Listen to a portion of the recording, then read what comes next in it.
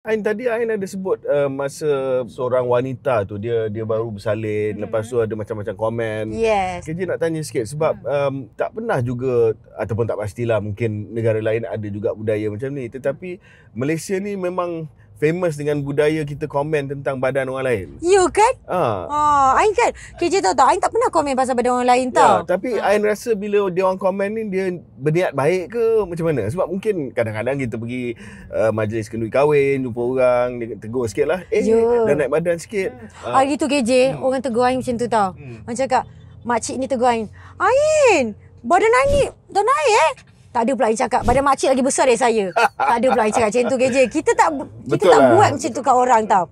Tapi ada setengah orang memang dia mungkin niat dia ada setengah orang terlalu jujur kan. Ya, so betul. mungkin niat dia baik. Dia macam tak ada filter. Dia macam rasa itu nak start conversation. Icebreaker kan. Icebreaker. Tapi tak boleh lah. Tapi tak boleh lah macam tu KJ. Ke lain cuaca ke benda kan. Panas hari ni. Cantik kan tak ni Ain.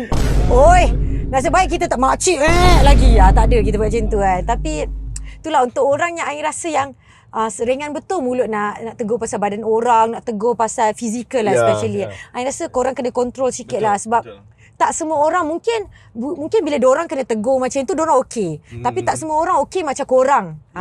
So bila nak cakap pasal fizikal orang tu, kita tak tahu orang tu lalu apa kan KJ. Tata sebenarnya dia dah try hard dah.